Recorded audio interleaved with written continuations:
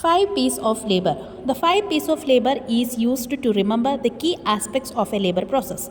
Each of the P stands for an element of labor and contributes to the progress and will need to be assessed and monitored to make sure labor is progressing safely. The 5 P's are passenger, passageway, power, position and psyche. Let's start with the passenger.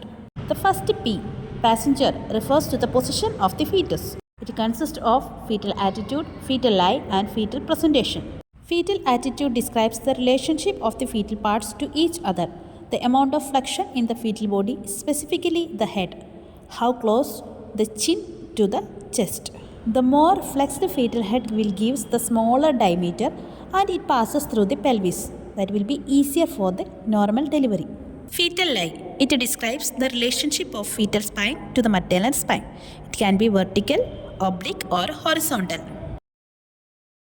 Fetal presentation. It is the relationship of presenting part of the fetus to the quadrants of maternal pelvis.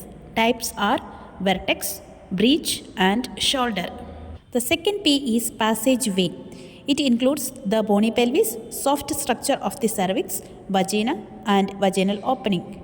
The pelvic shapes are gynecoid, android, anthropoid and platypeloid. Gynecoid pelvis is the most common and the most favorable for vaginal delivery. The third P is power. It refers to the contraction of uterus and the maternal effort that moves the fetus out of the uterus. Ideally, contractions are close together and regular. Excessive contractions can lead to tachysystole, such as 5 contractions within 10 minutes. There are two powers, primary power and secondary power. Primary powers are the uterine contractions, which are responsible for the cervical dilation, effacement and descent. Secondary power refers to the maternal pushing efforts. The fourth P is position. It refers to the maternal position during labor and birth. Maternal movement helps to promote vaginal birth. Normal positions are lying on back and side, on hands and knees, being semi-seated.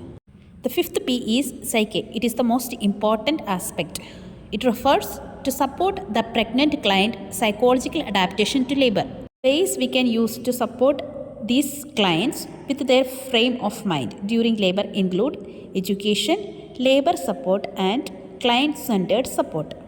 Let's conclude my topic. 5 P's are power, the strength of contractions or pushing, passage, the shape of the mother's pelvis, passenger, the size of the fetus, position, the position of the fetus in the relation to the pelvis, psychological state of the mother.